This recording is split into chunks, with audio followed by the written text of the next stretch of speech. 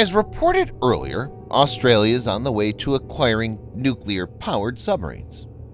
Under the arrangement, dubbed AUKUS, the United States and Britain will provide Australia with the technology and capability to deploy nuclear-powered submarines. Royal Australian Navy is expected to get 8 submarines, which will be built in parts or fully in Australia. Australia will likely base its submarine on a proven design such as the US Virginia class or UK Astute class. But since it takes a long time to build such complex platforms and relative infrastructure, most experts believe that it will be around 2040 or later before the first submarine enters Royal Australian Navy service. To mitigate this, a new idea has been proposed: leasing older but operable American or British submarines. In this video, Defense Updates analyzes how Australia could get nuclear-powered submarines much quicker than estimated. Let's get started. This video is sponsored by the free-to-play military vehicle combat game War Thunder. We talk a lot about military vehicles on this channel, but what about trying them out for yourself? In War Thunder, you can choose from more than 1,200 playable vehicles from the 1930s to the 1990s and go to battle on more than 80 theaters of war. You can fly aircraft, helicopters, drive tanks, and command ships of all types and sizes, which have been carefully recreated from their real-world counterparts. It's available as a free download on PC, PlayStation 4, and Xbox One with cross-platform support. So grab your friends and give it a try. All viewers of Defense Updates that register using the link in the description below will also get a free premium tank, aircraft, or ship and 3 days of premium account time as a bonus.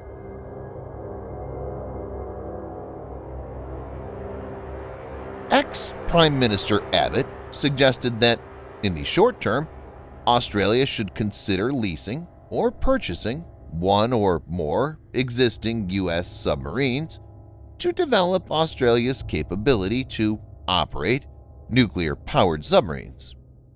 Speaking at a Wilson Center event in Washington, D.C., he floated the idea, stating, "Might it be possible for Australia to acquire a retiring Los Angeles-class boat or two and to put it under an Australian flag and to run it, if you like, as an operational training boat?" Abbott added that he'd make a similar proposal for British nuclear-powered submarines were I in London. Viewers may note that leasing submarines are not actually rare, and several instances are present. For example, INS Chakra, which is a Russian Akula-class nuclear-powered submarine, was leased to the Indian Navy for 10 years in 2012 and returned in June 2021.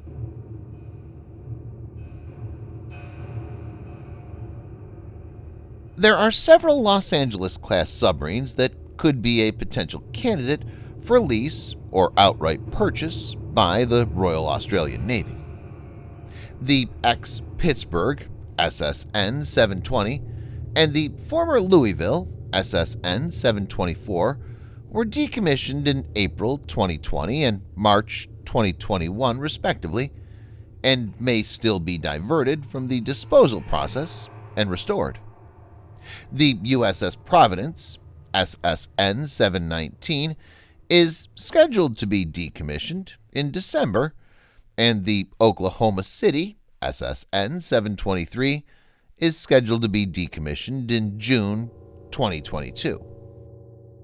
As per some reports, the USS Chicago SSN 721, Key West SSN 722, San Juan SSN 751, and Topeka SSN 754 are set to be decommissioned in the fiscal year 2024. Britain has retired 4 of its 7 Trafalgar-class attack submarines. This includes HMS Trafalgar S-107, HMS Turbulent S-87, HMS Tireless S-88, and HMS Torbay S-90. A 5th HMS Trenchant is also expected to be decommissioned soon.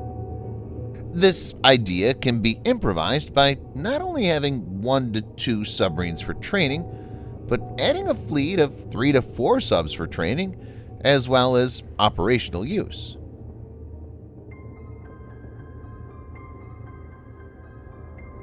The backdrop is critical here, and comes at a juncture when the relationship between Australia and China has seen major deterioration. It's interesting to note that relation was cordial, but this changed since President Xi Jinping became the leader. The situation became worse after Australia asked for a free and fair probe into coronavirus origin, and China retaliated with a higher tariff on Australian goods. At the Wilson Center event, Abbott said, "Like everyone else, until probably the end of 2015, I was a China optimist. We all thought for a long time that China and the West were on converging paths. China became the largest customer for Australian exports," he said, but then weaponized trade against Australia. Mr. Abbott stated, Victor Gao, a senior Beijing foreign policy analyst and former translator for Chairman Deng Xiaoping, directly threatened Australians. "Do you want to be a target for a possible nuclear war?" he said in response to our decision to acquire nuclear-powered, but not nuclear-armed submarines. So if the drums of war can be heard in our region, as an official of ours has noted, it's not Australia that's beating them. The only drums we beat are for justice and freedom.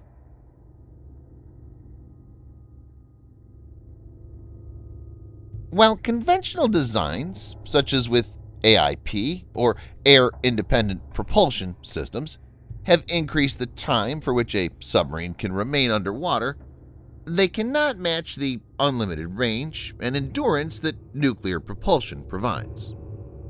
Even the most advanced AIP vessels, such as ones that use fuel cell technology, have to surface from time to time, including to refuel. This exposes them to easy detection. Typically, an AIP-enabled vessel can only remain submerged continuously for 2 to 3 weeks. An older Los Angeles-class and Trafalgar-class submarine can't be beaten by the latest conventionally powered sub in this regard. A small fleet of the refurbished nuclear-powered submarine will be a significant deterrent, as they could threaten any Chinese naval fleet approaching Australian waters, and if they possess land attack capabilities, they could be used to neutralize Chinese assets like missile launch sites. So the idea of leasing is an intriguing option and makes sense. Thanks for watching. Subscribe for more videos like this. Hit the like button if you find the video interesting, and kindly provide your feedback in the comment section. This will help us improve.